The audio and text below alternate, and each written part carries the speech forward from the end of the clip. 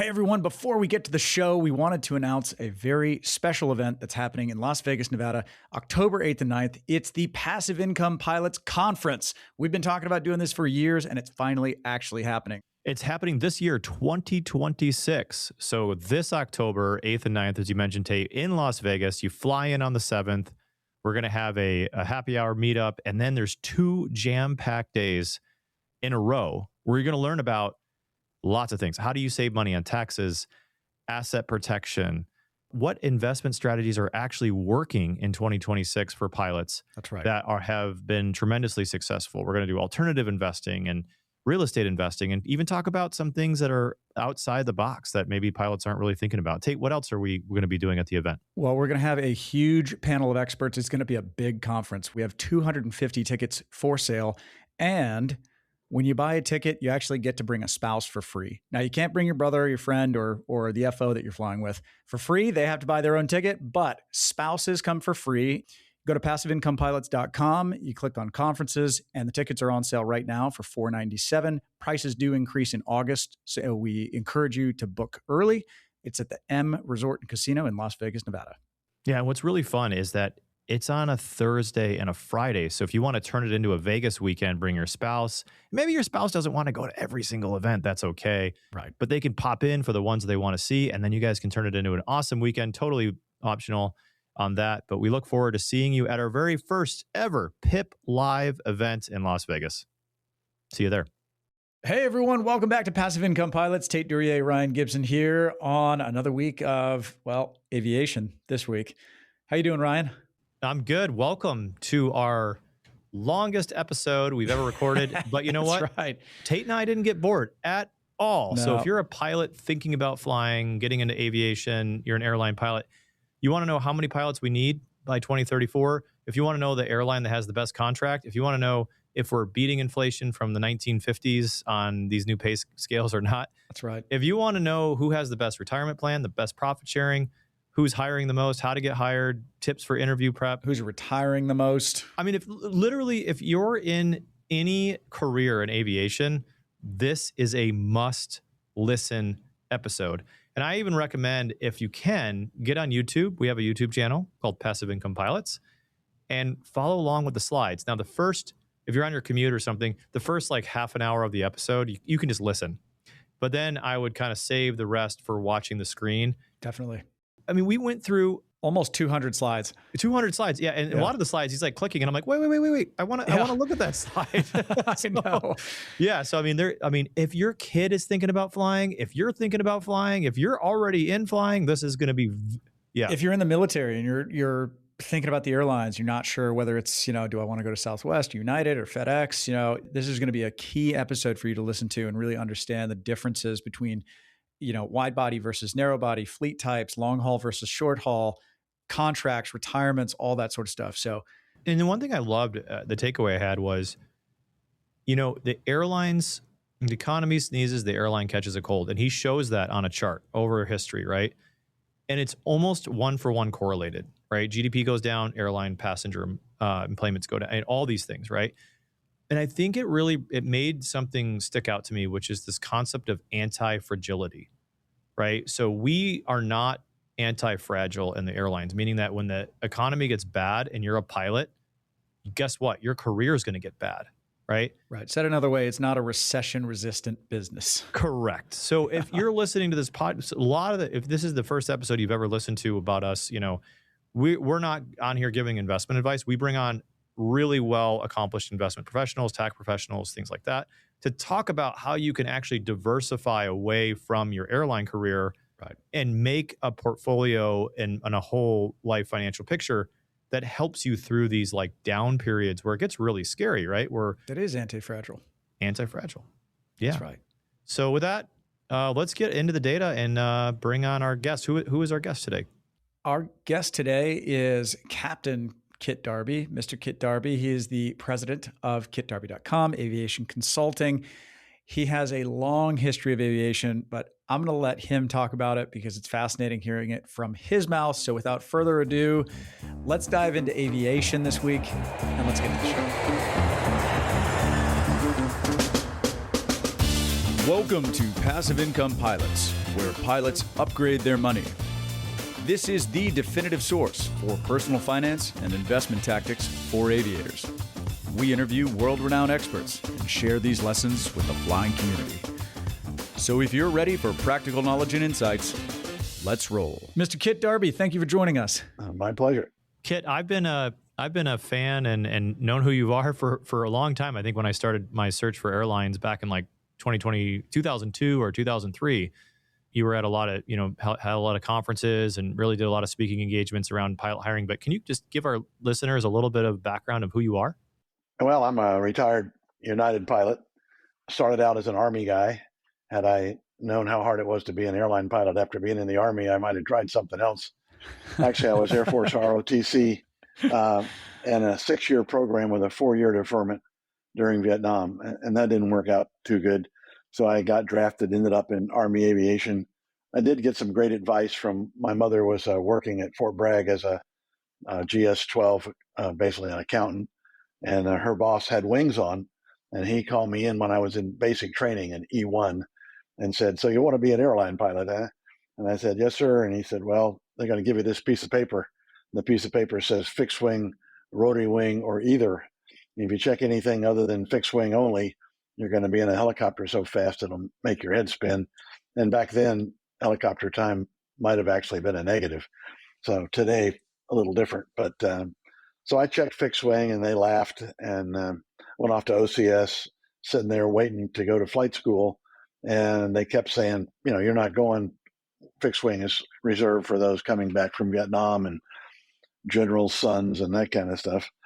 But I held on for a few months, and they eventually put me in a class, 330, 300 rotary wing, 30 fixed wing. 20 of those were warrant officers, most of which already had an ATP, and 10 of us were commissioned, and 8 of those already had a license through the ROTC program, and there were 2 of us that had never flown before, and we had to solo in 10 hours, or we were second lieutenants on the ground in Vietnam, and I was infantry. So I was a highly motivated student. But that all worked out. And then they said at the end of the training, "Too many fixed wing pilots right now. You're going to go to Vietnam, but where would you like to wait?" So I waited at Fort Bragg, my hometown, and waited and waited. And eventually they came down and said, "You're going to Germany." And I said, "Great. I was hoping not to go to Vietnam. What am I flying?" And they said, "Oh, no, sir, I made captain about a week earlier. That you're an infantry captain. You're going to have a platoon in the Black Forest in Germany, and our company." And I said, "That's not really part of the plan. We're trying to be an airline pilot here." And they said, "Well, only the other thing we have is helicopter school, and if we do that, you're going to have to be in a helicopter for 3 years, a utilization tour." And I said, "Well, that's not part of the plan either, but at least I'm flying, so I'll take helicopters." And toward the end of that, I went out in the Army. There's a department that's got all the fancy stuff, all the additional airplanes, instructor courses, and all that, a Department of Graduate Flight Training. And I sauntered in there and said, "Hey, I want to be a flight commander." And they said, "Yeah, you and everybody else in the Army, why should we hire you?"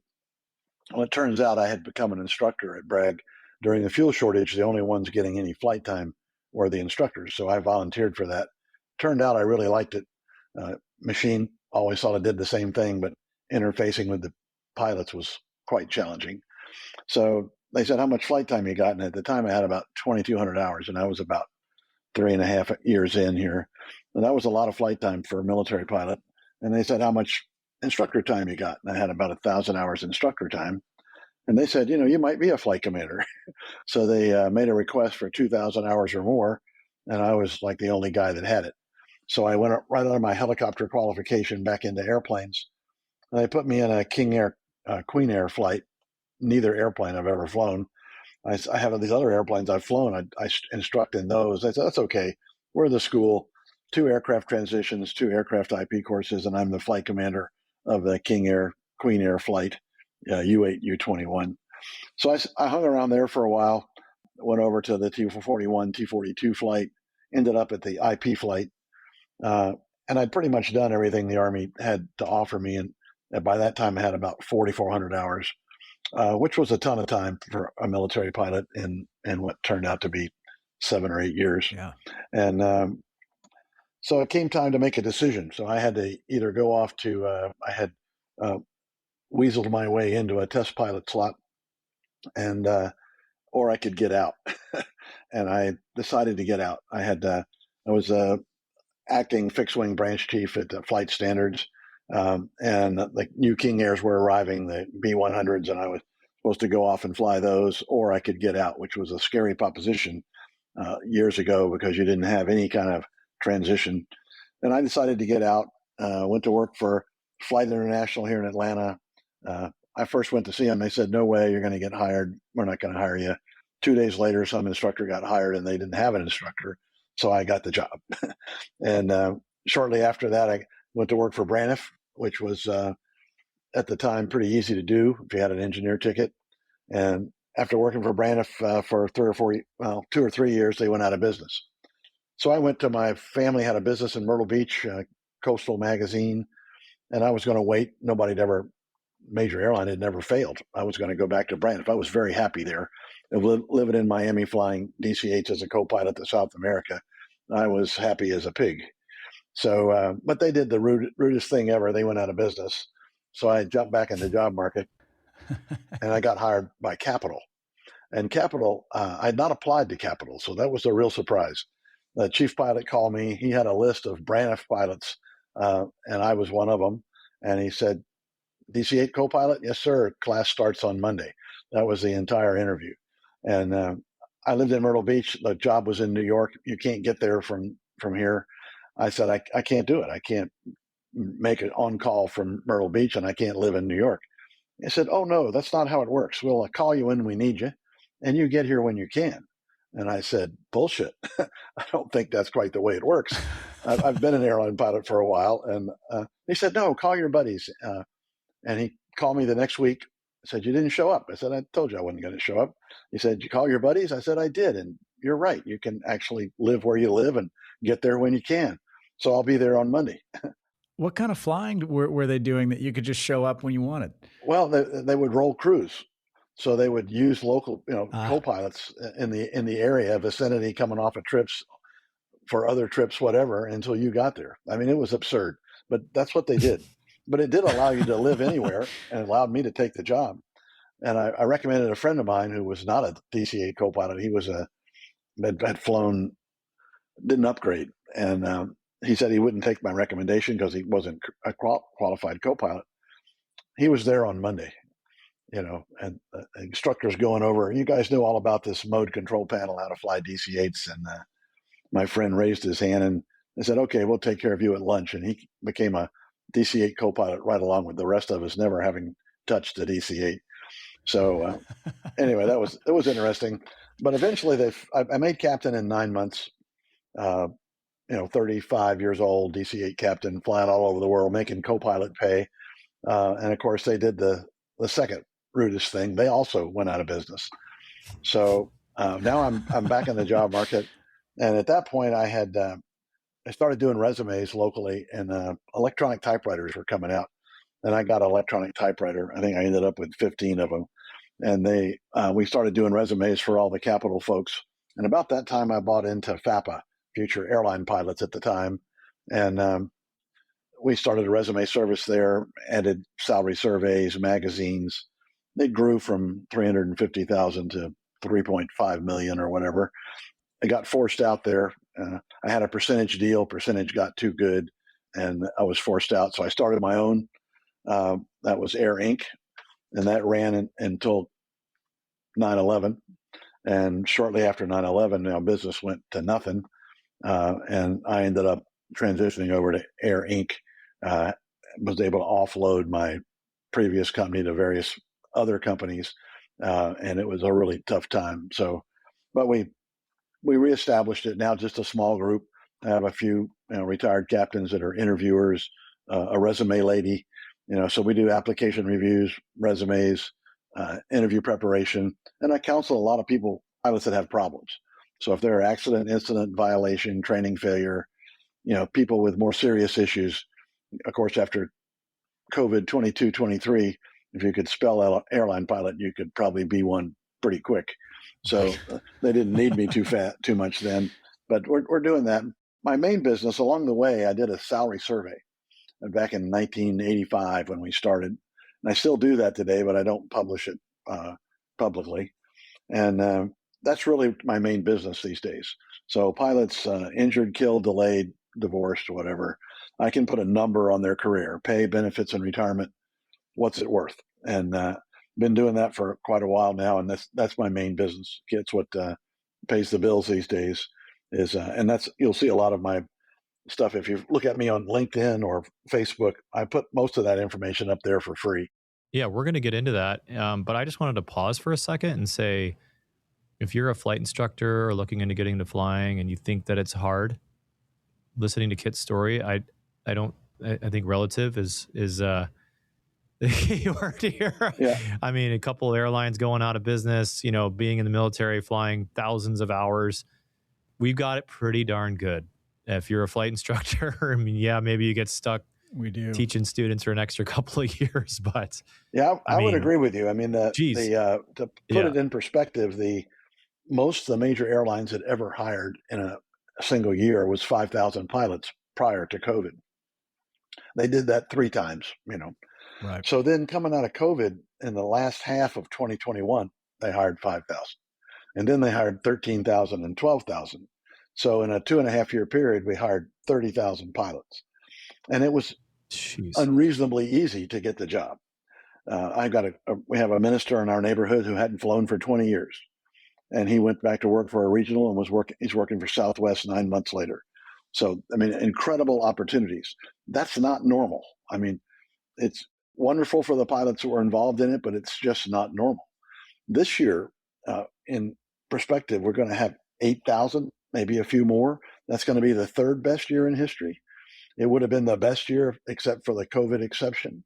So as sad as it may seem compared to 22, 23, that's not normal. And what we have now in any other environment would have to be categorized as an excellent job market.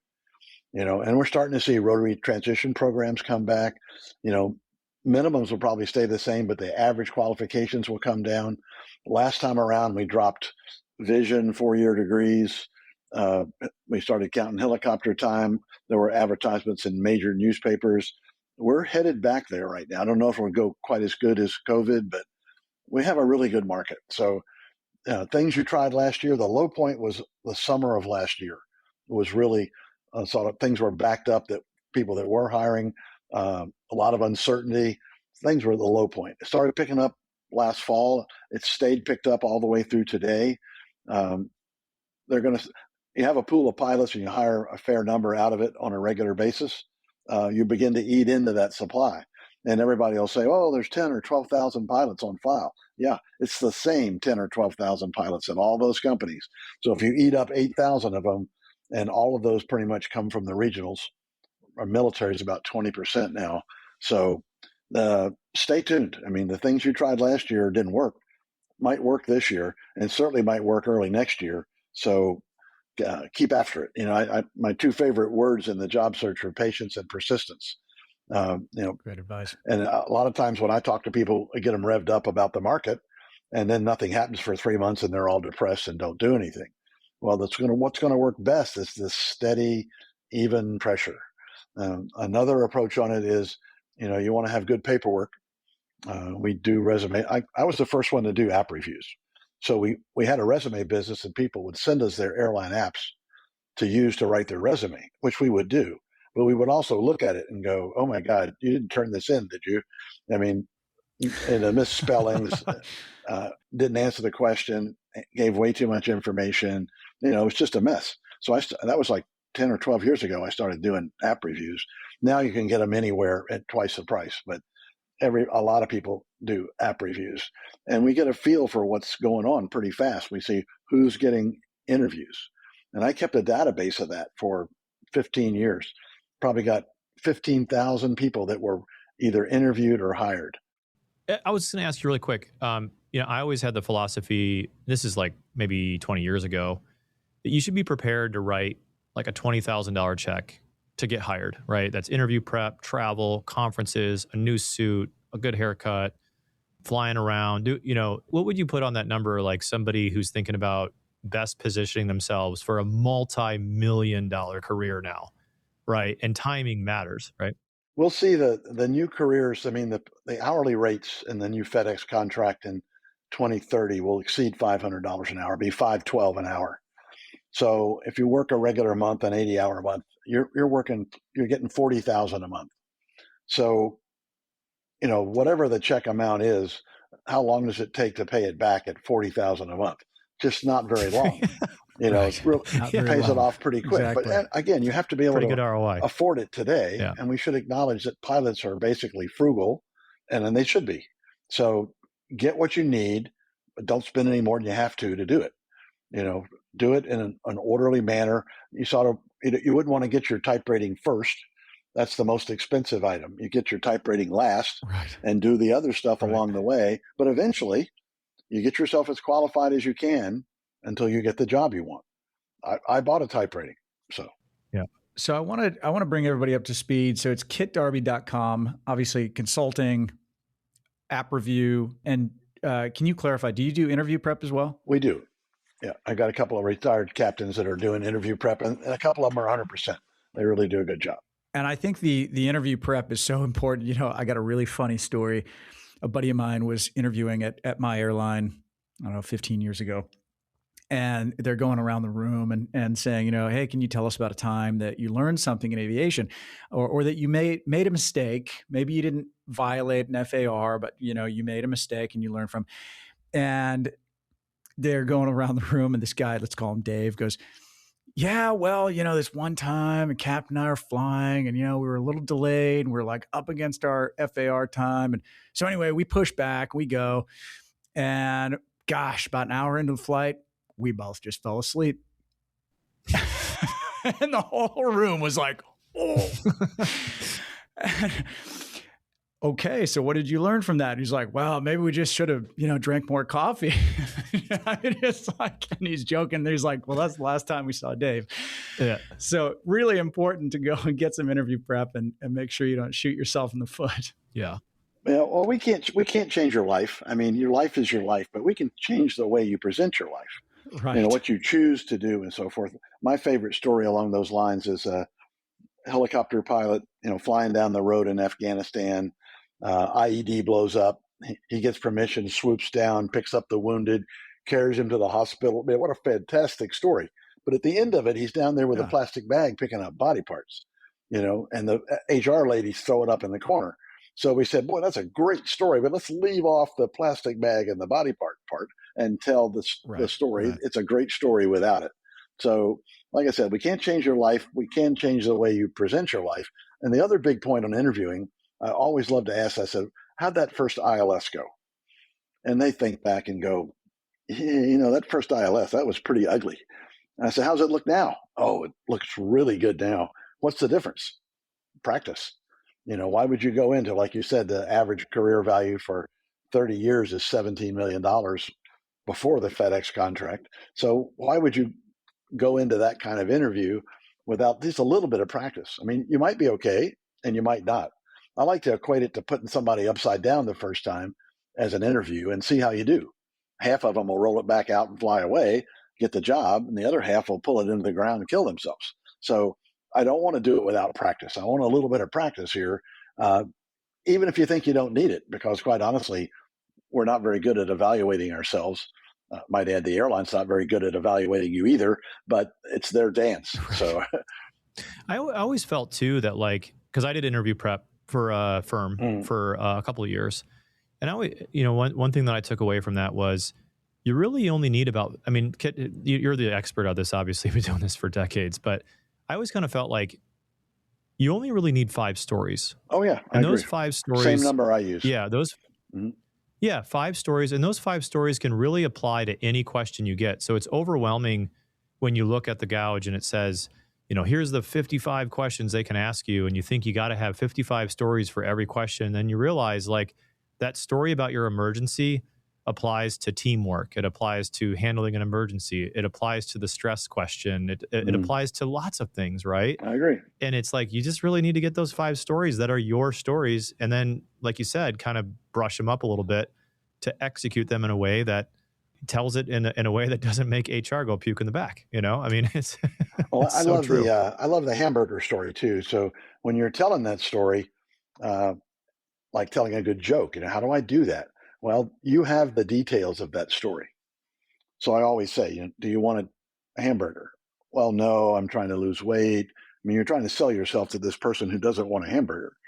Well, how about bacon cheeseburger? Oh yeah, really like bacon cheeseburgers, but I'm trying to lose weight. How about the toasted sesame seed bun with the special sauce? Oh, okay, I'll have a hamburger. I mean, the detail.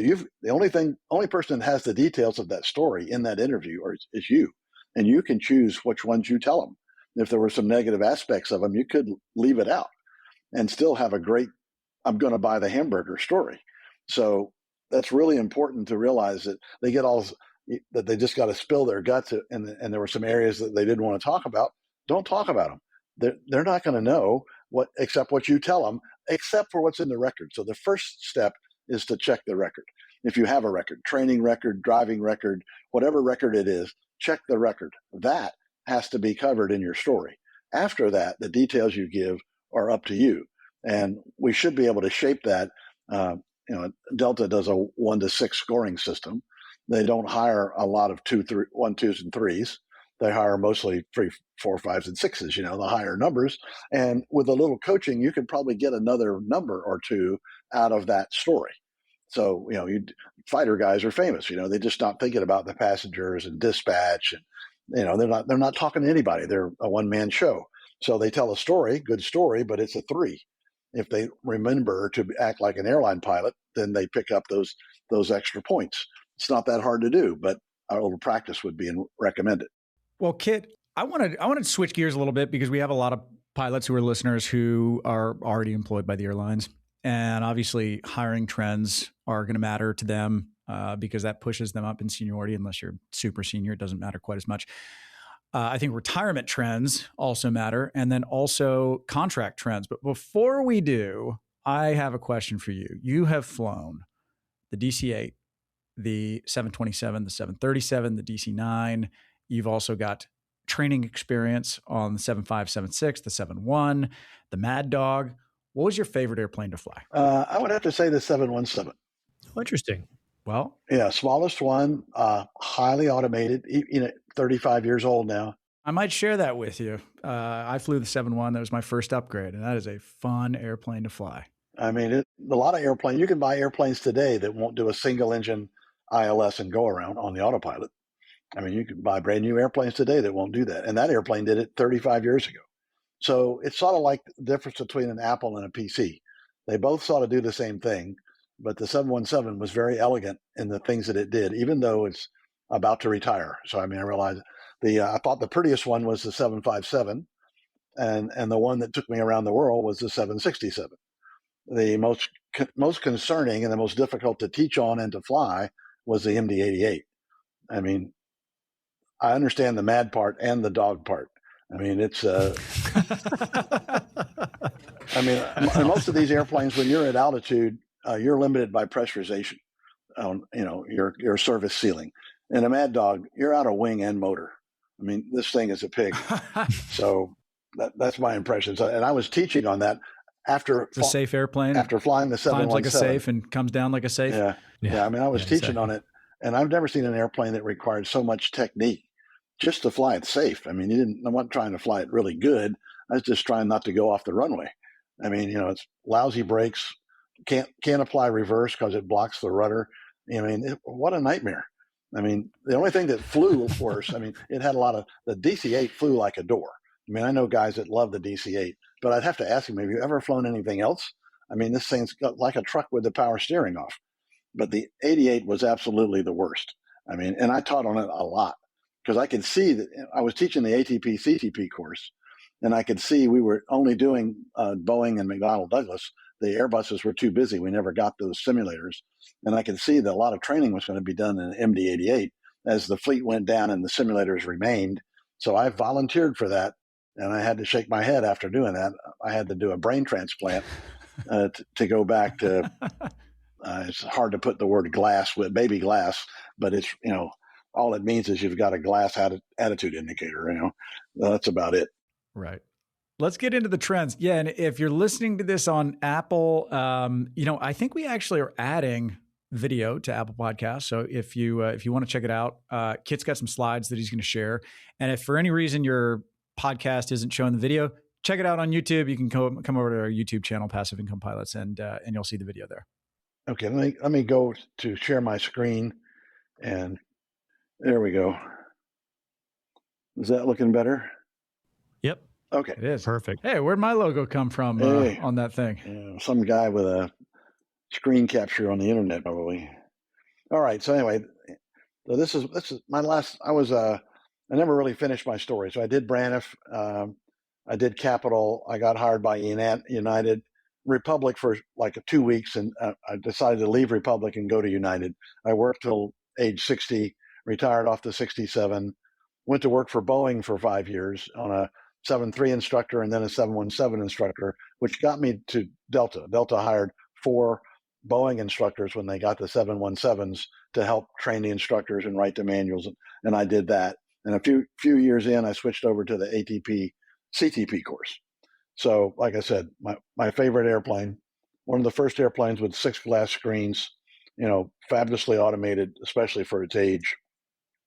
My military airplane was an OV-1, STOL, aerobatic, single pilot, all the fun you're allowed to have in the Army. There's a limit.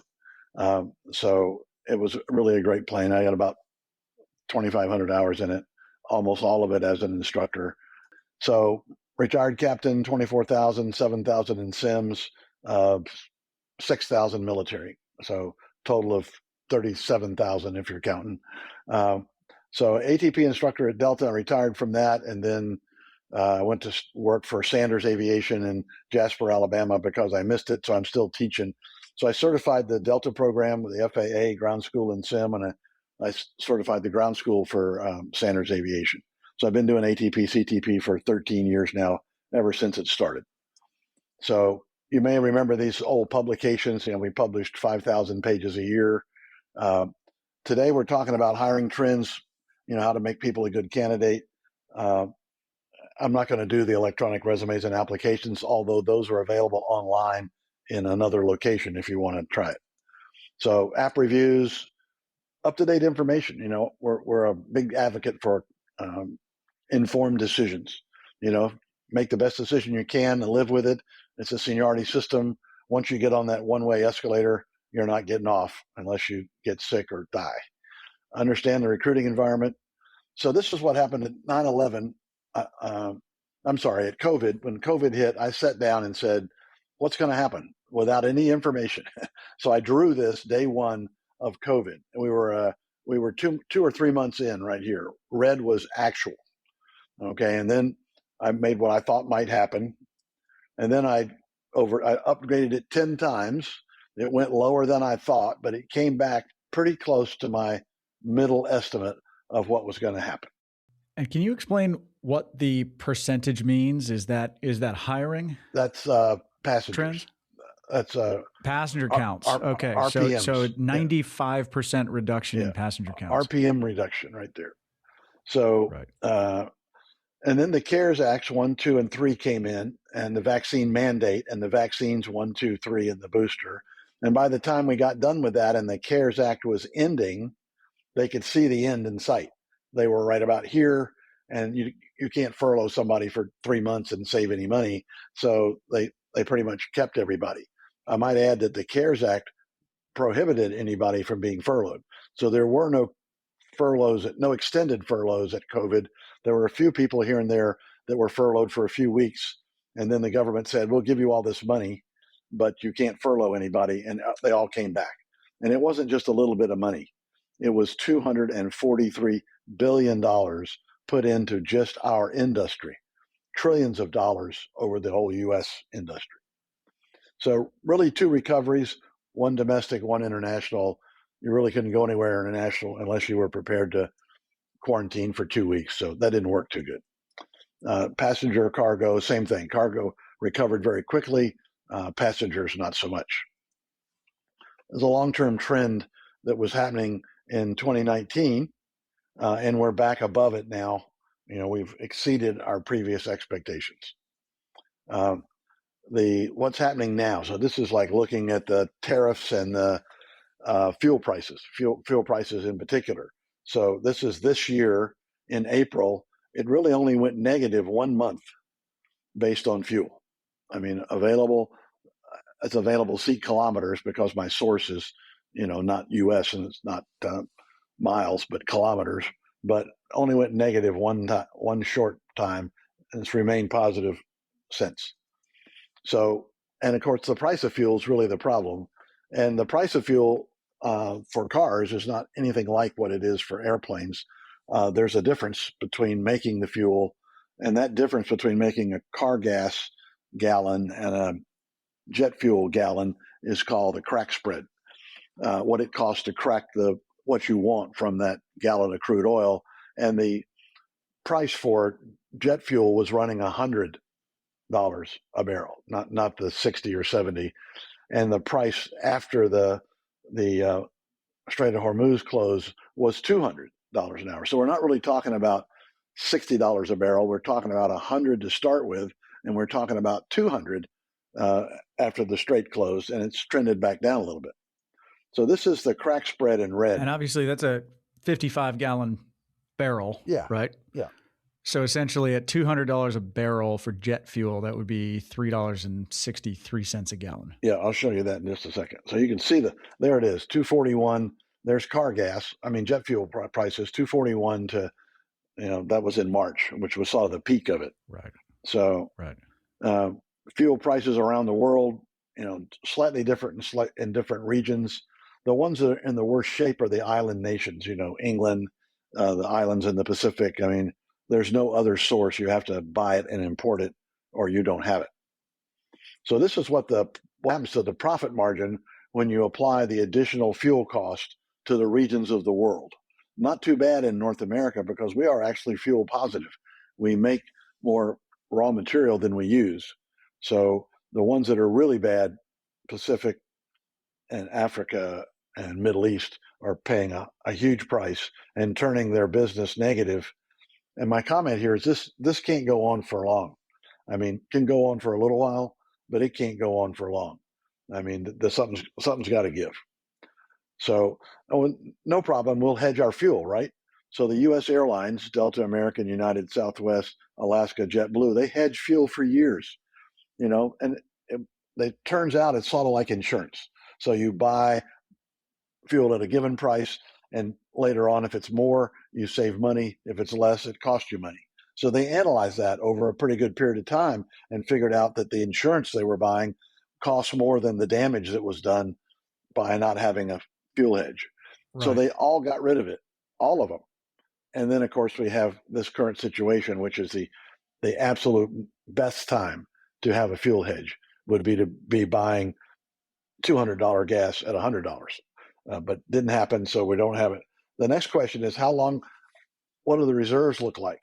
So if we ran out, how long before we run out?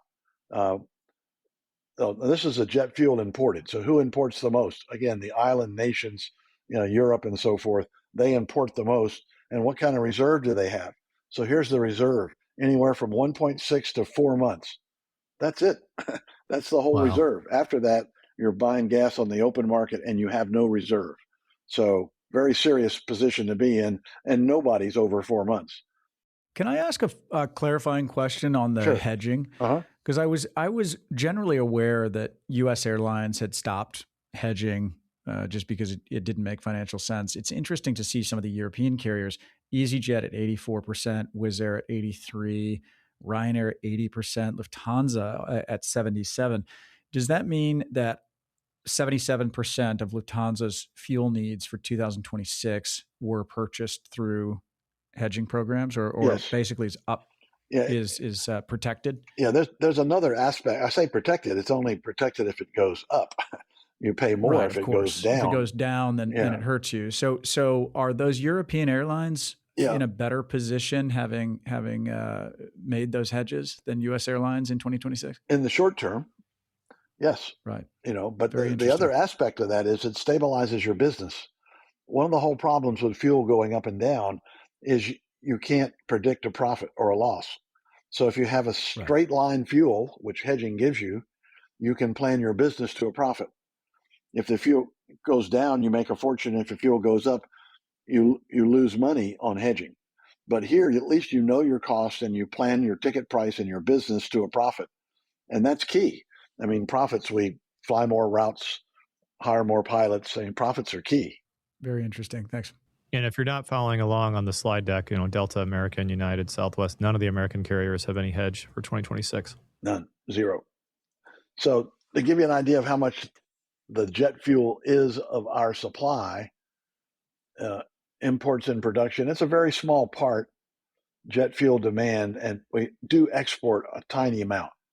So I don't know that would change. That's probably under a long-term contract. But anyway, it gives you an idea that jet fuel is just not very important in the big picture of things, really important to an airline pilot or to an airline passenger, but in the big scheme of things. So there's two issues here. If the price of fuel goes up, then the cost of the airline goes up to provide the service.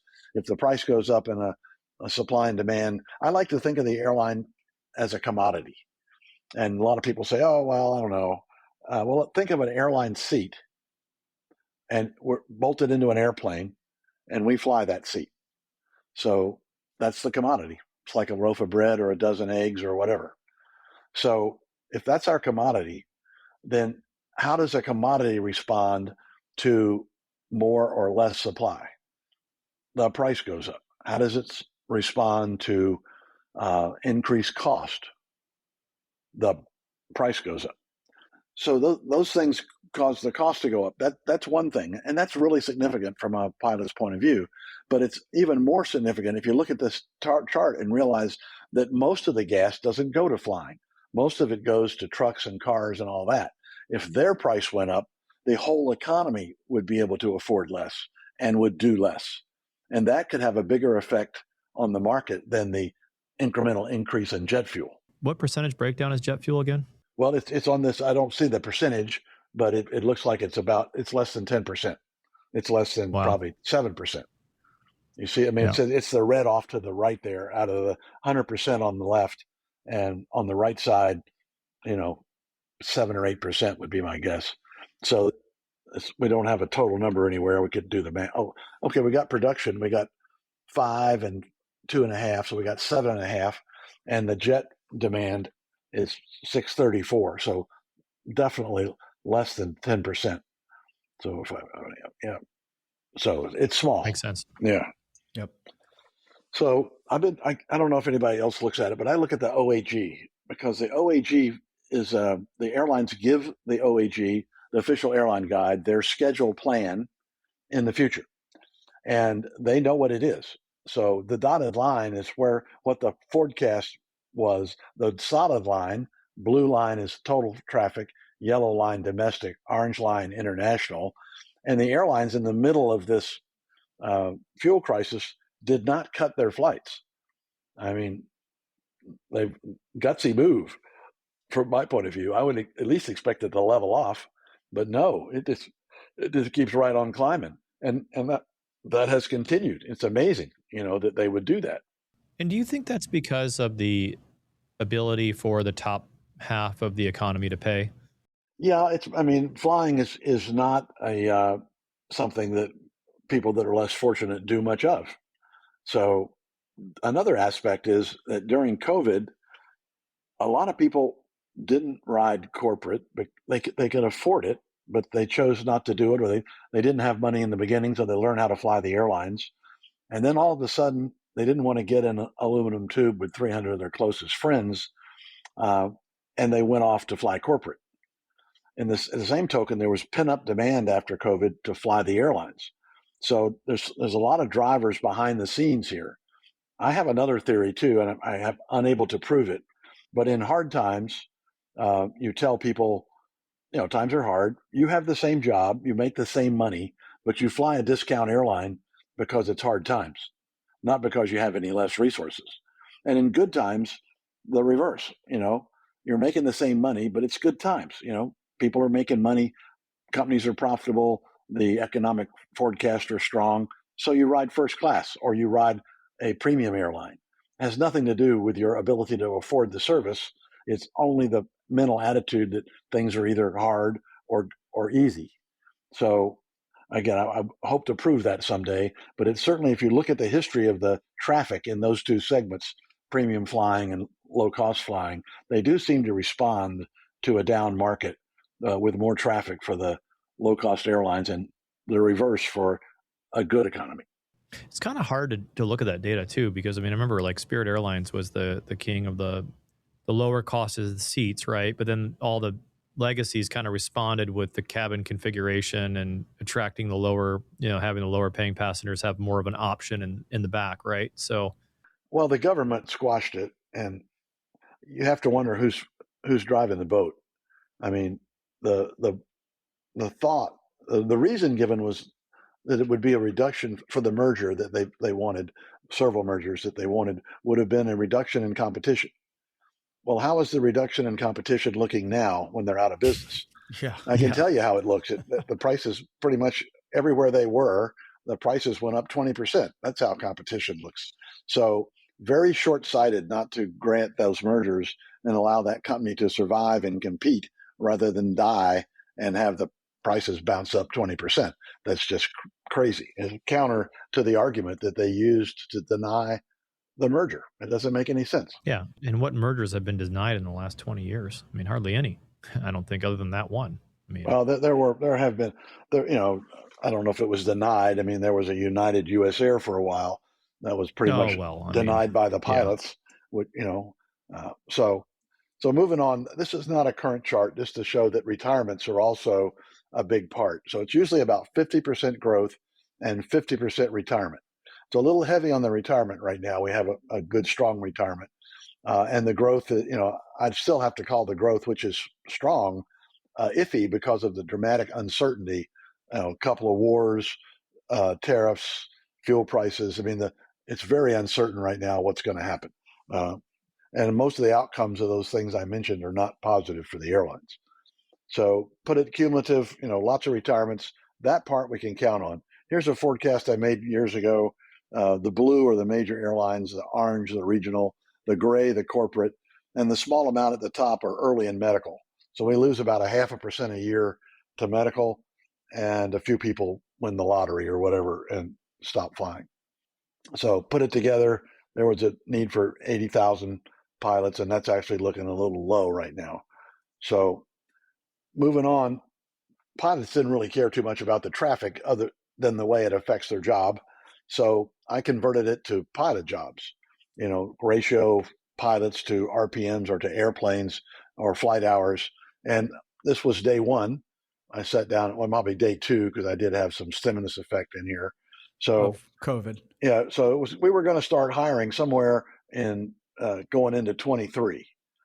But because of the next one here, the early retirements, we retired 6,000 pilots across the majors, and that moved it back from to the middle of 21, and that's exactly what happened. Right. With the stimulus effect, the hour reductions for some crews, 6,000 early retirements. So we noticed 10,000. The Warren Act, where you have to tell union employees 30 days before you furlough them. So we warned 30,000, and we were going to warn another. We warned 10,000, and we were going to warn another 10,000, which would have been the 20,000 that I have right here. But the CARES Act came out, and that didn't happen. They couldn't furlough and get the money. So again, here's the CARES 1, 2, 3 vaccine mandate with the vaccines coming in. So very interesting. Here's the stimulus granted by the government to the airlines. And this is just the airlines. I mean, like I said, it was multiple trillions of dollars for the country. And 243 billion is just an amazing number for the airlines alone. Wow. And there was a lot of concern about inflation. And I look at that and go, let's see, we put $243 billion in, and we restricted the supply a little bit due to delivery of airplanes, engines, accessories, that kind of stuff. Would you expect the price to go up if you gave somebody $243 billion and then restricted the supply of what they want to buy? Probably not, So we also have furloughs. There really weren't any furloughs. This is the history we talked about: 500, 5,000, 500, 5,000. going to be 5,000, but it died with the Great Recession in 08, 09. JetBlue hired 30 pilots in January, and that was it. So that's the cycle prior to COVID. This was a little forecast I made back in 23, trying to understand this tremendous shortage that took place. The airlines gave OAG a plan to grow 15%. The classic airline overexpand, cut back, overexpand, cut back. We call it shark's teeth, up and down. They couldn't do it. They could not get the pilots to staff the 15% increase in flying. That's 16 pilots per plane. That's 11,000 pilots that didn't go to work because they couldn't get the crews to make it work. The regionals gave up their captains, and they parked 500 airplanes, 500 multi-million-dollar jets. Wow. Times 12. That's another 6,000 pilots. And this is in 2023. 23. This was the peak of the COVID rush. Corporate aviation, they wanted to grow 10%. They couldn't do it. 2.5 pilots per plane. Military, very hard to get your hand around it, but the Air Force alone would tell you that at that point they were 2,000 fighter pilots short. So that's a modest number. So there's 24,000 pilot jobs that didn't take place because we couldn't train them fast enough. We couldn't get captains with 1,000 hours under the Airline Safety Act. We just had to park the planes. And you could not buy a corporate airplane or rent a corporate airplane or find a corporate pilot during that period. And I'll show you later, I did a survey on the National Business Aircraft Association survey 2 years apart, 20 and 22. And the pay rate, corporate pay rate, co-pilots and captains went up 50%. Because if they didn't pay them, they were going to lose them. Wow. It's incredible. So what was happening? We've always had a need for pilots, and we've pretty much always gotten the airplanes we needed pretty much when we needed them. We ordered them and we got them. Maybe we delayed that order if the economy was down, but big airlines get their airplanes. But all of a sudden, we have airplanes that are being built, ordered, paid, deposit paid for, and not deliverable because they're not certified. That would be the MAX 7 and 10 and the 777X. So that's sort of unheard of. I mean, we've never had a equipment restriction before. Slow delivery. We're supposed to deliver 52 737 MAX 9s a month, and they're delivering 32, and they didn't even make that after the MAX crashes. And of course, the 787 was also slowed. So reduced rate and the supply chain problems restricting it. And then the Airbus, with their using geared turbofan engines, and those parts were made of powdered metal. And the powdered metal turned out not to be as durable as they thought. So when they inspected these turbine blades, some of them had excessive wear, took a maintenance slot to inspect them, and then it takes another maintenance slot to repair them, and parts. Well, parts were in short supply. This is coming up, but this is 850 Airbuses worldwide, probably half of them in the US, and it doesn't affect all airlines the same. Delta had older Airbuses that didn't have these newer engines. JetBlue had mostly newer Airbuses that did have these engines. So you could have one airline with almost no effect and another airline with half the fleet parked. Big differences. So inspections, parts, and repairs, this is a long-term problem. This has been going on for about a year, and it's going to go on for another year or two. So to look at what that looks like, this was the Boeing lack of certification and the Airbus lack of engines. By the way, the average engine in the peak of this was off the wing for a year. So this wasn't just go fix it and come back tomorrow. This was airplanes grounded because we didn't have engines for up to a year. I experienced this firsthand. I was a check airman on the 321neo, and we had a third of our fleet was grounded, sitting there without engines on the wings. That's about the right number. I'll show you a chart in a minute here that has the percentage of A320s that are parked. Okay, but this is cumulative, by the way. It's not, we didn't build that many and then we add to it. It's this year plus this year plus this year. I mean, I estimate we're 1,000 airplanes short in the U.S. of what we would have been had we had airplanes that were certified and engines that were flyable. Yeah, I mean, we have 777 sitting all over Payne Field and Everett right now too. I mean, they've been parked there for I think, going on 2 years now. Yeah. Due to lack of certification. I mean, it's crazy. They've shut down multiple runways and they're just parked all over the airfield. And that will recover very quickly. And it looks like late this year, early next year, it's going to recover. So those airplanes, they will have to have some work done because the approval for the certification often included some additional changes to the airframe. So the ones that were just built can be delivered right away, and the ones that were first built may need a little work, but they should come into the marketplace relatively quickly. Whereas the Airbuses have to be inspected and repaired, and that's going to take a while based on the capacity of maintenance to do that.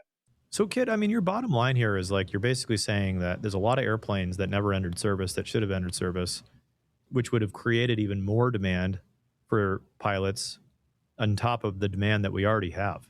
There should have been a couple of more 10, 12 pilot years, 10, 12,000 pilot years. There should have been. But Wow. the only good thing I will say is because boom and bust, we did take the top off the boom. And that may take the bottom off the downturn. So it may have good point. artificially stabilized the airlines against their will, but it probably did that. So save them from themselves. Things happen for a reason, right? Right. And yeah. So here's the Airbuses. The green is what was ordered. The actual is orange, and the difference in blue. So it's the difference is going down. The deliveries are going up. We're doing better. Lost aircraft and pilots. We lose a lot of pilots to staff these airplanes. An average of 12, 13 pilots per plane. So this was a chart. Everybody took a big sigh of relief when it turned down at 650. It turned out just to be momentary. I haven't seen a chart yet, but it went to 850. Okay. And now it's actually trending down. So it is going to resolve itself, but it's going to be a year or two before it's over. This is the percentages of all geared turbofans, and then A320, 220, and E-jets. So this, you said that 30%, there it is, as the average percentage across the fleets of the airplanes that are parked. I mean, can't fly them if they're parked. Terrible.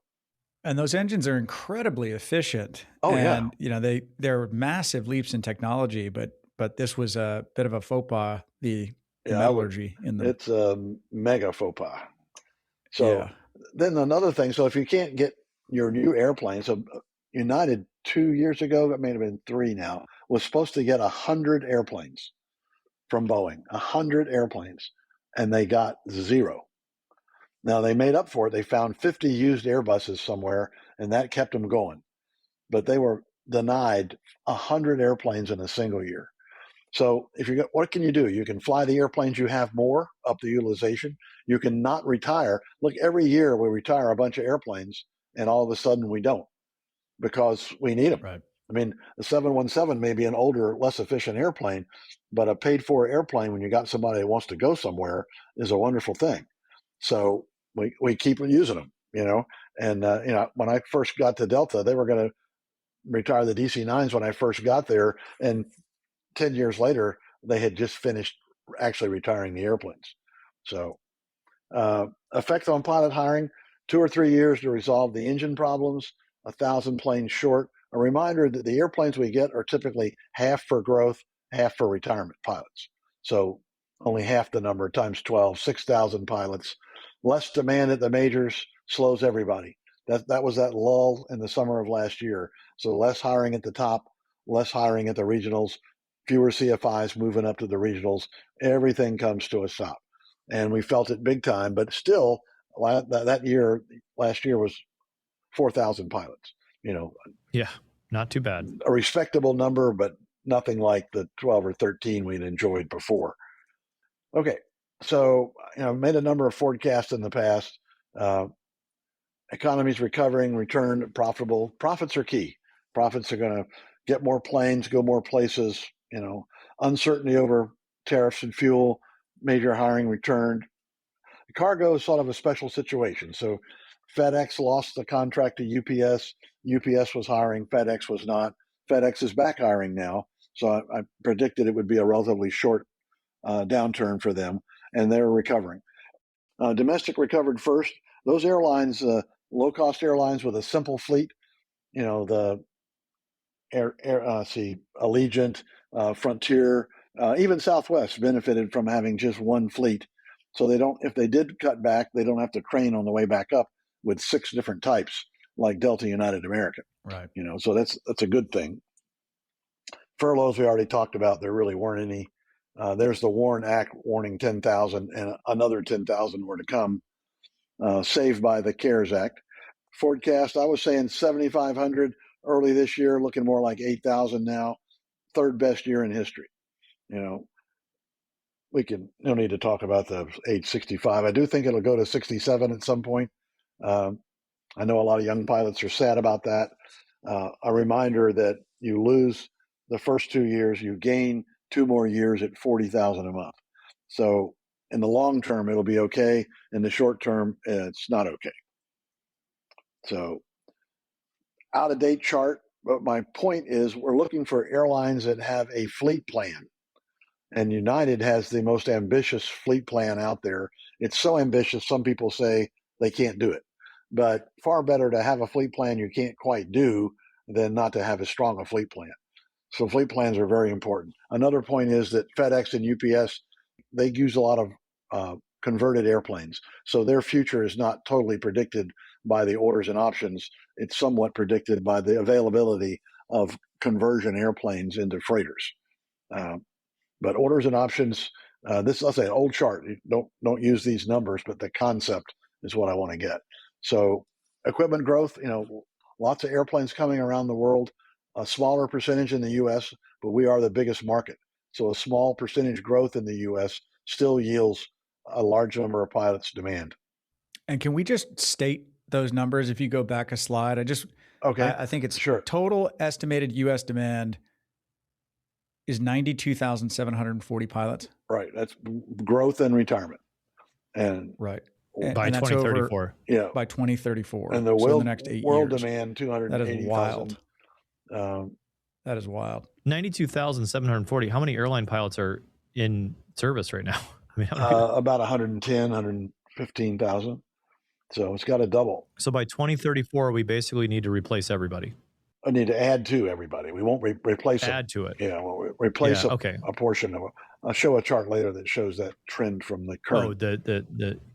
Still 92,000. That's doubling basically what we have today. Right. U.S. demand. Yeah.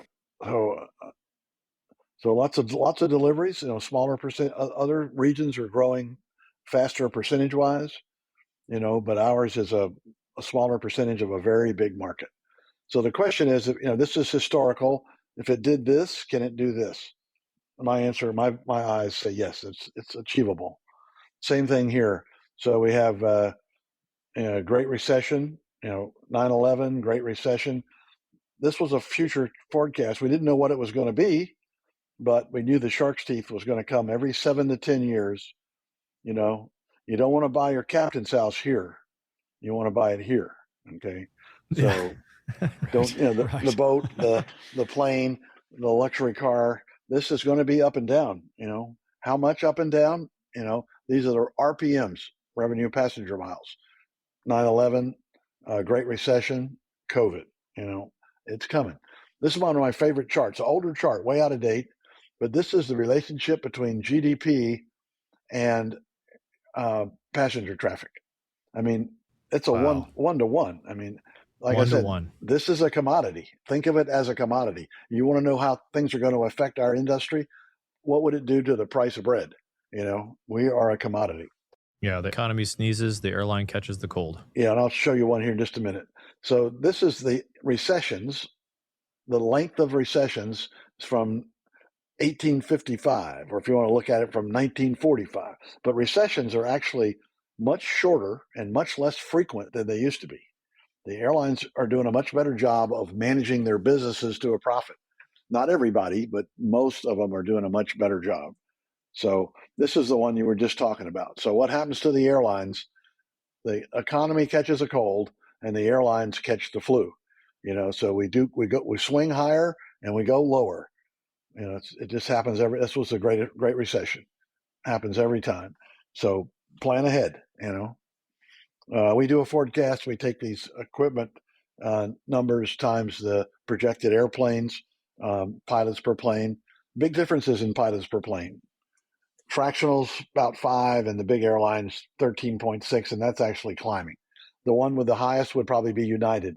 They have the highest percentage of international flying, the most wide bodies on order. So, if you want to fly a wide body captain, long range international, this is where it's at. Not everybody wants to do that. I've done both. The most fun I had was flying my 737 out of Chicago all around the country, coast to coast. That was as much fun flying as I had. I made more money going to Europe and back on a 767. So this is, I analyzed Delta. I mean, I was at Delta, so I had more information. But this is the pilots per aircraft.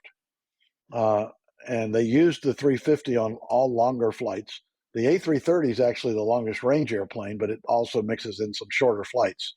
And the 767-400, I can't split out the 7576.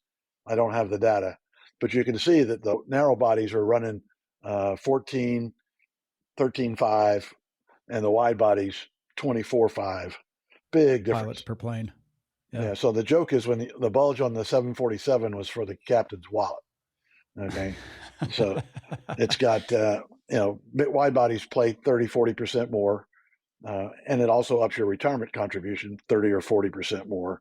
So, but making wide body captain before you retire doesn't really do the same thing that making wide body captain 10 years before you retire. You need to get there and stay there a while. If you're not going to do that, then the narrow body flying is going to be most of what wide body flying would be just for a short time. So there's the pilots per aircraft. There's a split between captains and co-pilots. And Delta is an unusual airline. So at American and United, go over 8 hours, you get an extra co-pilot. Go over 12 hours, you get 2 extra co-pilots. At Delta, you get a co-pilot and a captain. And that balances up the captains a little bit. But the ultra long range stuff, and then of course, you can see that they're pretty well even on all the narrow bodies, except this one. And that's got a little bit of wide body mixed in because of the 767. So makes sense. Right. Yeah. Right. And then if you want to fly wide bodies, here's where they live. Nobody has wide bodies like the cargo companies do, and FedEx more than anybody. And then United, Delta, American, and Alaska picked them up with the merger with Hawaiian. Oh, there you go, Tait. Yeah. Okay. He flew that Hawaiian, now Yep. Alaska. So cargo fleets expected to double. They're growing about twice as fast as the passenger business, but they're only about 10%. So I caution people, and everybody's not going to be a cargo pilot. Not everybody wants to be a cargo pilot, but they're going to stay about 10% of the market. Here's a chart that shows where in 23, 28, and 33, still about 10% of the market. Okay, that's what cargo is going to hold. These are good jobs, great equipment, good pay and benefits. They're typically in the top half or even near the top of the pay and benefits. They do work a little harder. I get hits all the time from the FedEx pilots. I say that I average them at 91 hours. And they say, we don't fly 91 hours. We fly 85 hours a month. And then I have to ask them, how many months in a year? And their answer should be 13. So you got to divide that extra 85 hours by 12 and divide it and add it back to the other months to get. So they work hard and they make good money. So what can I say? The reason UPS is so high is that they have a flat, all co-pilots make the same, all captains make the same, and that average number is slightly higher than most other airlines. They also have a retirement program, a formula like everybody else, which doesn't really get used. Below 30 years, they're doing a flat dollar amount times years of service, and that actually yields a higher number than the formula. So they do very well. Like I said, for me, I'm a night guy up until about midnight, and then after midnight, I'm a sleepy guy. So I don't, I went out with my ID card and rode around, sat in the comfy chair while they sorted the boxes, and decided that was not for me. Even though I love to work till 12 or 1 in the morning, I hate to work past that. So it wasn't for me. So world traffic growing 5%, US, 60% of that.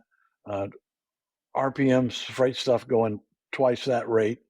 Traffic down 5% as of 9/11, another 5% with the Great Recession, and COVID down 10%, but we're back. It recovered. Here's something most people don't realize. This is, again, an older chart, but Allegiant, Frontier, and Spirit grew 140% from 2010 to 2017. American, Delta, United grew like 5%. And you say, but they're so much bigger. American and America West and US Air, Delta, Northwest, United Continental, that's how they got bigger. They didn't get it through market share. Look what happened coming out of COVID. Right. The ultra low cost airlines just killed it. I mean, absolutely killed it. They came out, single fleet, mostly domestic flying. They were right on top of all the benefits coming out of COVID. And then many people would say they ran off the cliff and failed to look down because after that tremendous growth, they're overextended. And this is Frontier in green, my favorite low-cost airline. There's 100%, so they're all above 100%. But look at Frontier, that's 175%. So really doing good. Utilization, hidden factor. So people accuse me all the time of over forecasting, and my forecasts have been relatively accurate. And the thing that they leave out is utilization. If you're flying 10 hours, and when the recovery comes and the economy's booming, you're flying 15 hours, how many more pilots do you need? Right. 50% more pilots, no more equipment, same number of airplanes. And then people say, well, if you increase the utilization of the airplanes, why don't you just increase the utilization of the pilot? Well, you can't do that. There's laws about that. There's a hard limit. Yeah. 30 and 7, 8 and 24, 1,000 hours a year is 83 hours a month. You can only go so far with that. So if you're going to actually utilize your airplanes more, you're going to have more pilots. That's a good thing. So here's the utilization change by category coming out of COVID. And we might notice that the regional jet got whacked because we had to park 500 of them, and then the narrow bodies did very well. The wide bodies were lagging because the wide bodies were doing most of the long range international that was up against quarantine when you got there. So we all know somebody who works 10 days a month and somebody who works 20 days a month. So a few years back, we analyzed all the bid sheets for the major airlines. And it turns out that typical major airline pilot works 15.2 days a month. The average 9 to 5 worker, by the way, works 22 days a month. That is 7 days off per month for the rest of your life. Now, they're not 8-hour days. I'm not saying that work hours are less. I'm just saying you get a lot of work done and you get a lot of time off. So 85 hours for pay, 170 on duty and in uniform at the airport divided by 4, there's your 40-hour week right there. But the rub is you're going to be gone 240 to 340 away from home. And most people are at work. When you leave your driveway till you get back to your driveway, you're at work. So paid for 85, but working 170 and gone 240 to 340. Such a great slide Yeah. for anybody who's considering the career or wants some perspective on their work schedule. This is like great. Now, those are the duty regulations that would limit, So in my experience, these rest rules, a lot of people, that are non-union initiated and feel that, we're ripping the airline off by having these regulations that protect us, keep us. That's so you can't go to Europe and sit 5 days and come back and only get paid for flying over and back. But the fact is that these regulations only kick in about 5% of the time. Most of the time, the airline schedules around these rules, so they don't normally do it. And you can bet that it's going to cost the company less to leave you in Oslo and bring you back 5 days later than it is to bring you back, bring another crew over and fly the airplane back. So they're making business decisions about what to do. And every now and then you get 3 days in Madrid, which is a wonderful thing, but we're not ripping the airline off. They're just making business decisions and you're making sure you're paid when you work. So that's called trip rig. Yeah, trip rig, duty rig, all that. So you do get room, transport, meals, uniform, cleaning, all that stuff. Aircraft pilot ratio trending up because we get more training. We had ADSB and whatever else you get, auto brakes, whatever, and you end up getting more training. Right. So only the MD-88 added 717 didn't have auto brakes at AirTran because they didn't buy them. Okay, so utilization trending up, more pilots needed. Here's a snapshot at Delta a while back with the A330, the longest range airplane, getting 17 hours a day, and the 717, the shortest range airplane, getting 11. That is a huge percentage difference. I mean, it's just huge. Right. A lot more pilots per plane as a result. Cargo did really good in 22, 23. We had the cargo space go away from underneath the passenger airplane, the big ones, because they didn't use them. But when they came back after COVID, the freight companies leveled off a little bit. So I am very optimistic for cargo long range. I teach my course for Sanders in Jasper, Alabama, which is a very small place.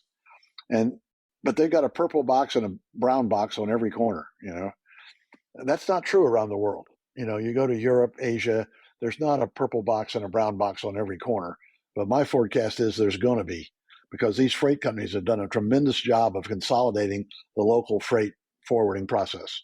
So they're going to have a purple and a brown box on every corner all over the world. And there's a lot of world left for them to conquer. So I'm very optimistic.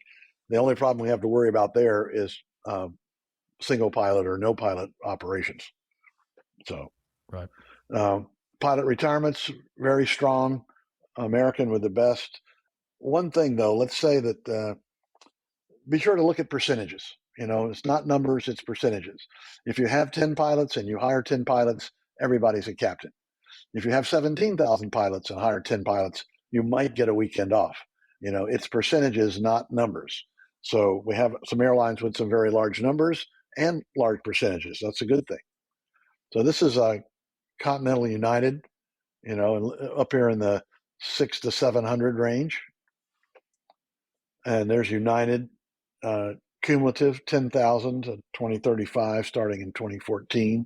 Here's what Delta looked like before COVID, the early retirements. Now it's down, still strong, but it's down. This is what happened at Delta. So there's their early retirements.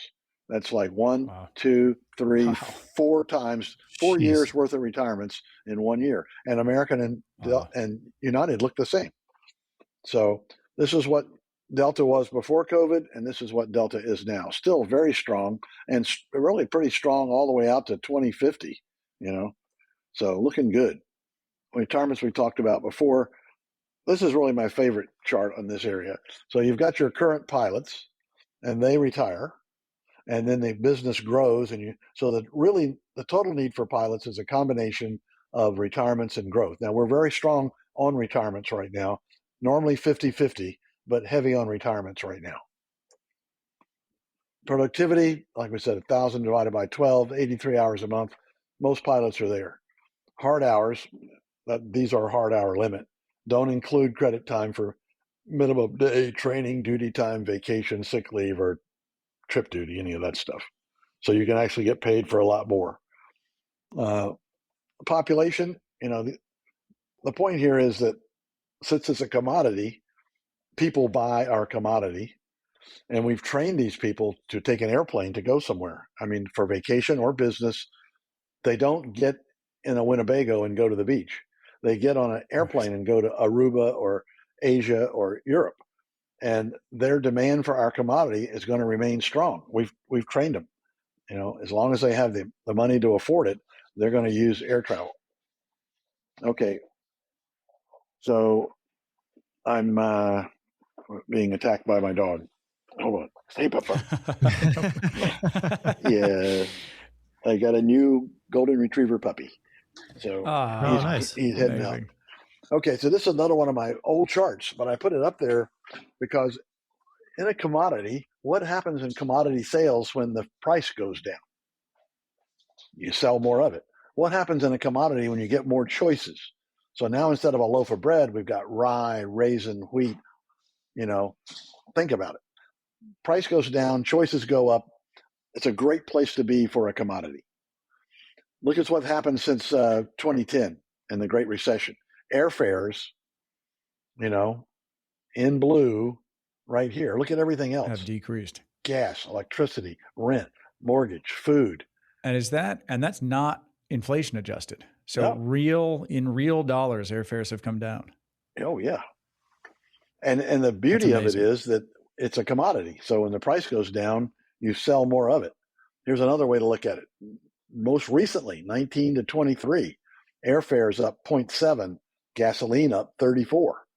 You know, Right. I mean, that's a great place to be if your business happens to be a commodity. Now, we know it's going to go up a little with the fuel prices and all, but we have quite a bit of room before we would be, the 20% fare increase would just put us even with all items, not necessarily a big negative.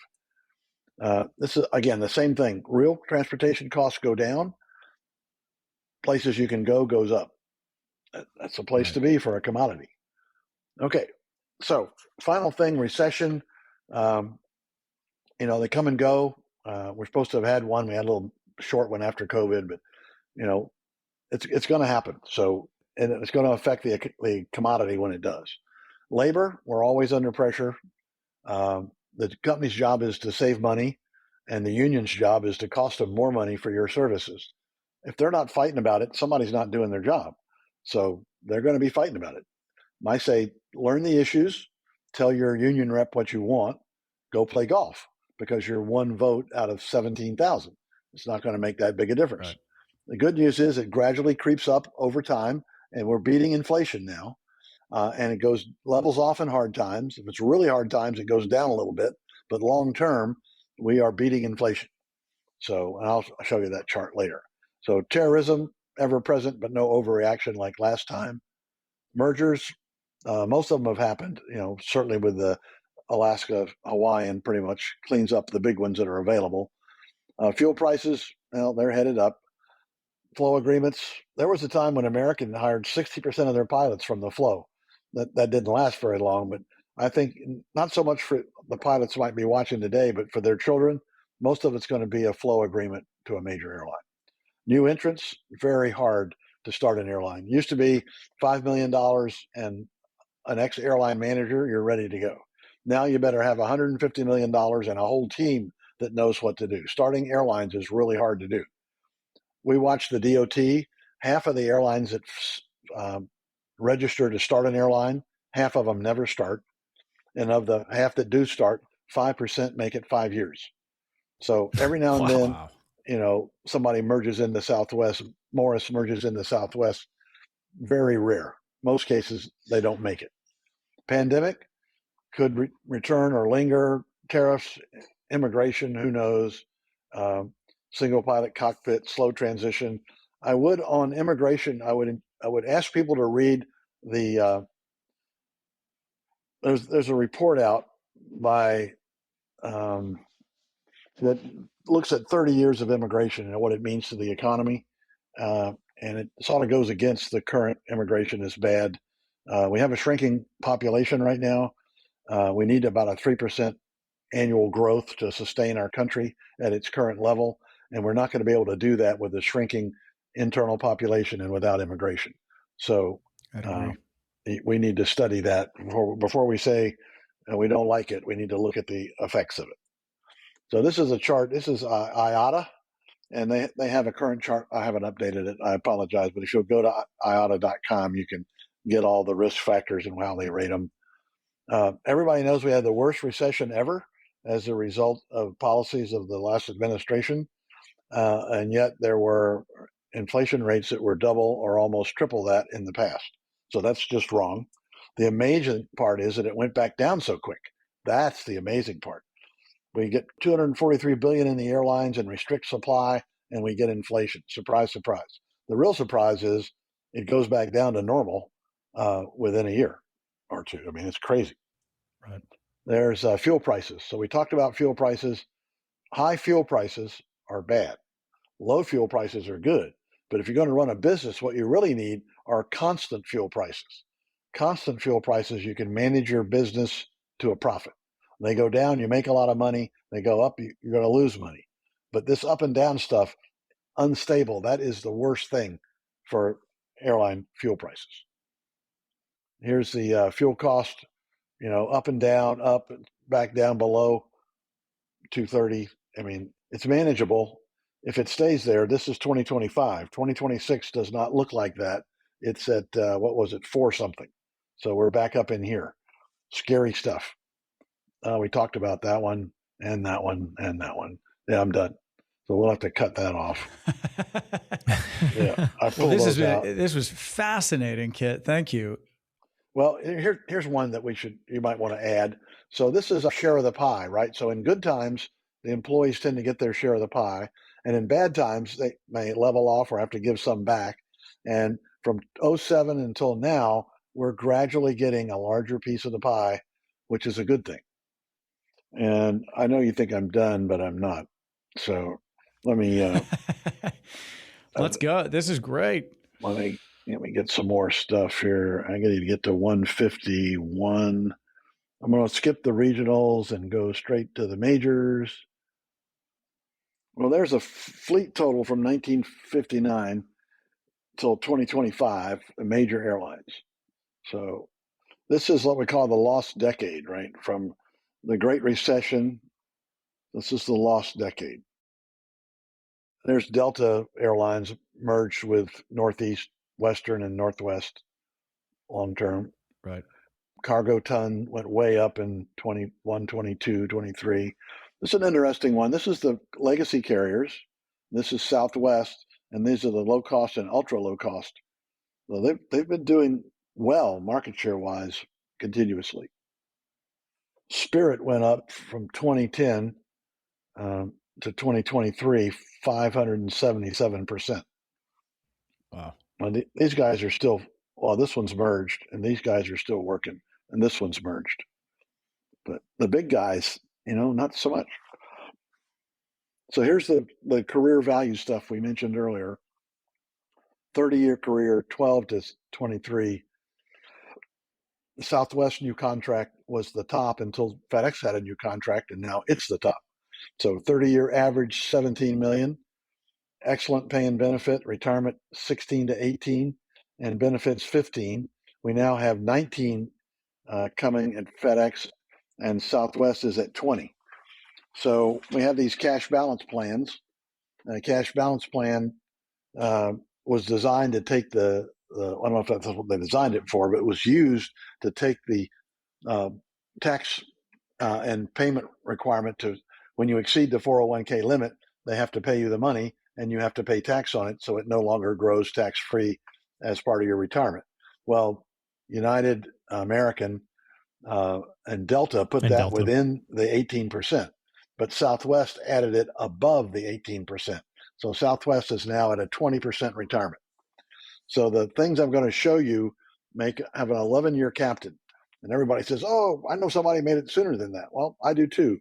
But the idea here, I have to be probable. What you're thinking of is possible. Yes, it's possible to make it sooner.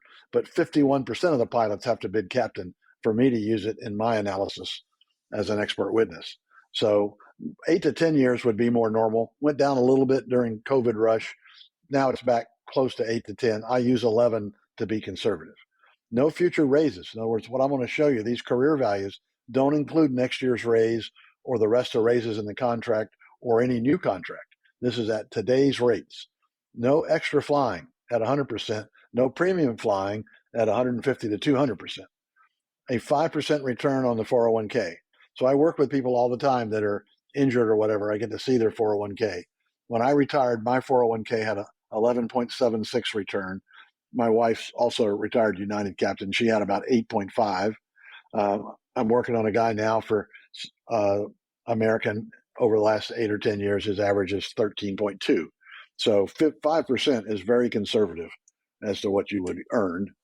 So I don't know how to value these lifestyle things, but the ability to upgrade, transition, be in different bases, quality of life, flexibility, income are excellent.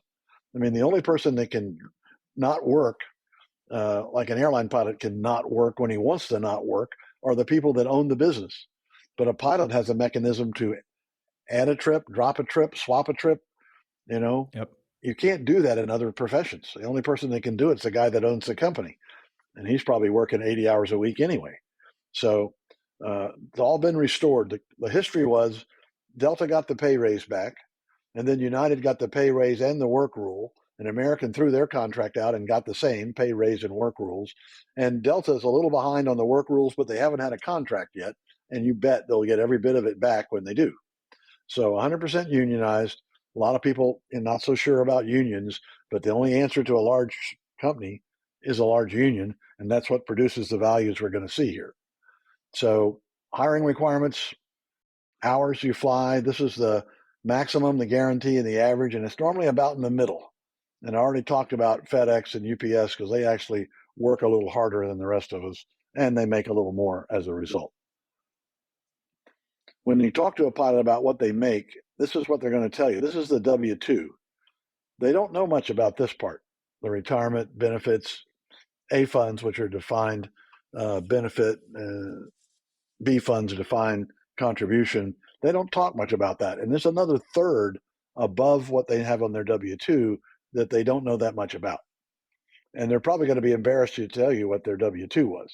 So what you need to do as an aspiring pilot is compare what you have to what they have.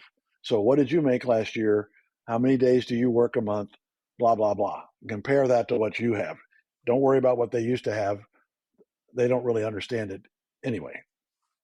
So if you want to fly international, Delta, United, American, and you can see United's made a very aggressive recovery internationally after COVID. So they're way up there. Pay rates. So this is the old pay rates on a chart, about 353. And you can add 3 zeros to get the annual pay if you don't do anything extra. And then we have the 2026 pay rates, 474, with the starting pay as a captain of 314.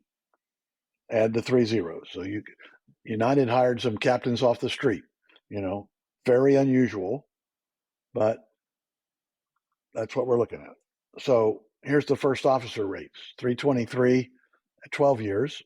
Do you see pilot pay rates increasing over the next 5 to 10 years by a certain clip? What's your forecast there? I think they will beat inflation. I'll show you that I've got that figured.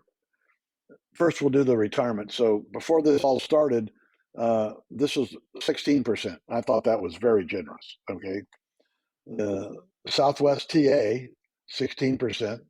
And then it went to 18% in the next contract. And then they added the 2% cash balance plan.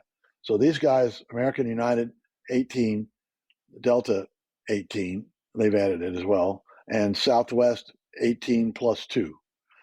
Look at the Spirit didn't even have a retirement when we started looking at it, but they've all come up to 15 or 16%. So cash balance plans are in yellow. So those are the cash balance plans. Delta would have one as well. Delta would have one inside of this at 18, but inside of it. And if you want to learn more about cash balance plans, market-based cash balance plans, go back. We did an episode on that and deep dive. So here's the retirement yield. If you have the current retirements, and the retirement yield, 10 years, 20 years, 30 years. This would be what you would have in your retirement plan with a 5% return investment and the progression we said, 11 years to captain, normal fleet, that type of stuff. So Allegiant is the least, and Southwest is the best passenger.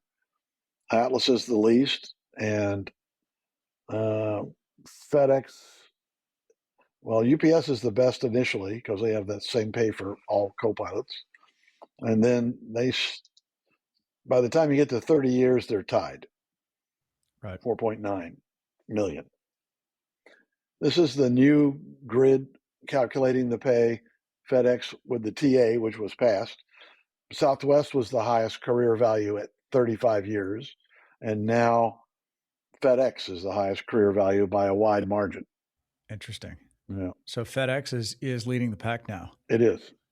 With that new TA. Whoever has the last contract is usually the winner. And I should have had UPS should have been the green on here. Southwest and UPS were about even.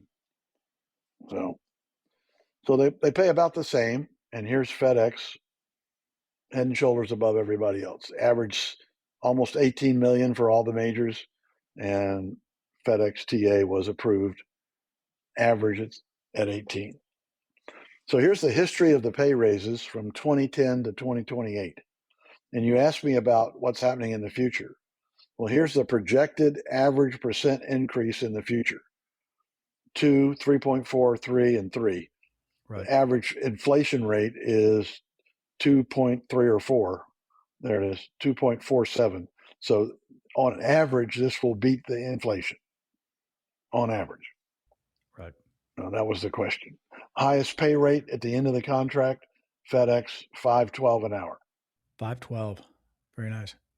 I think $5. I think $5.12 was my first hourly rate on my first airline. That's right. Job. Divided by 100. Yeah, I wanted to bring up something that I thought was fascinating. This is just for everyone listening out there. Obviously, has some sort of interest in finance. I did a little bit of an analysis on the terminal value of my 401k at the end of my career, and how much of that is contribution and how much is interest. And it's interesting. I mean, after you have $1 million, $2 million in that account, the contributions for the last 15, 20 years of your career are dwarfed by the investment returns. Yeah. So when you're looking at age 50, 55, 60 up until retirement, the company is dumping a bunch of money into that account for you, and you might be as well. But the amount that you're making on an annual basis on those compounded returns is just massive. And so in any case, that's the seventh wonder of the world, right? Is compound interest. Yeah, I agree. So this is a chart of the pilot pay raises in blue and inflation in orange, and we're keeping up very nicely. I had somebody give me a hard time about I used the consumer price index one time instead of inflation, and they said they weren't the same. Well, they are the same. So I plotted them both. So here's the profit sharing. I don't have all the companies that have profit sharing. I don't have enough history, but on average, it adds $656,000 to your income for those companies that have profit sharing.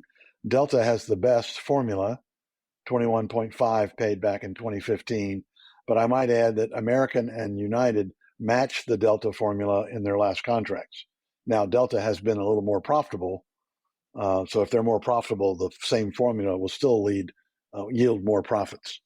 But the Delta average 8.9, and the Delta average yield almost $1 million during your career for profit sharing. So there it is on a chart. So pretty much the same stuff. Here's that corporate analysis I did from 20 to 22, and the average increase, co-pilots and captains, 56 and 48%. So basically airlines, I would say rising water floats all boats. So when the airlines pretty much got a 30% raise in the last contracts, and 20% of it right away, and the other 10% over the next few years. So a 30% raise all at once. This is my most favorite chart. It has not been updated for FedEx new contract. But this chart, like I said, I recommend that you follow me on LinkedIn or Facebook or something. I put this particular chart and got 700,000 views, well over 1 million last year on the other stuff too. So worth looking at. And I've got that one chart that I promised. Okay, so this is the American Airlines captain pay from 1975 till today. Started out at $54 on a 737 small aircraft, and today it's $336 an hour on the same airplane. If you do inflation, if you take and apply inflation to that $54, it goes up 660%, which is to 336, but the actual current rate is 382. So we're beating inflation. This is the lost decade. Wow. This is from 9/11 till after the Great Recession. And you can see it very clearly. But we were back in 2013, and we are taking off now in when COVID hit in 2021. It's really, really heading up. So other things I've got here, I've got a seniority model. This one's on the internet too. This is the master seniority list and how seniority works. Initial class assignments at the bottom. And I believe we're done. Well, Kit, this has been super helpful. Can you let the listeners know one more time how to best get in touch with you on more information, how to follow your newsletter, things like that? Sure. I don't have a newsletter anymore. So it's just kitdarby.com for products and services, which are primarily resumes, application reviews, interview prep, and career counseling or planning. That's most of what I do. So I've enjoyed it. Sounds great. It's been fantastic. Well, and this has been our longest episode that we've ever recorded after 150 or so, and man, the time flew by. So I hope the listeners got as much out of it as we did. Again, thank you for your time. It's really interesting to see those charts and the math. And I think if I was to summarize everything that we learned today, it's that it's never been a better career to be in over the next 20, 25 plus years. I mean, things are going really well. And while there might be a few temporary dips, it's a great place to be. Yeah, by my favorite saying, it's a great time to be or become an airline pilot. Absolutely. And thanks, Kit, for your service to the industry and your service to the military. I know that you contributed a lot to the pilot community, and that, shows in the numbers and the data and the things and the people that you've helped. So thank you so much for all that as well. All right. Been great. Bye-bye, guys. Thank you, sir. Thank you again. Take care. Well, thanks again, everybody, for listening to the show. Before you leave, don't forget, we're meeting for the PIP Live event on October 8th and 9th in Las Vegas, Nevada. If you enjoy our content, what you're hearing, what we're talking about, and you want to network with other pilots that are doing what you're doing, tax and legal and investment professionals, see you in Las Vegas. Go to passiveincomepilots.com to get your tickets. Ticket prices do go up in August, so jump on that as soon as you can. Thanks, everybody.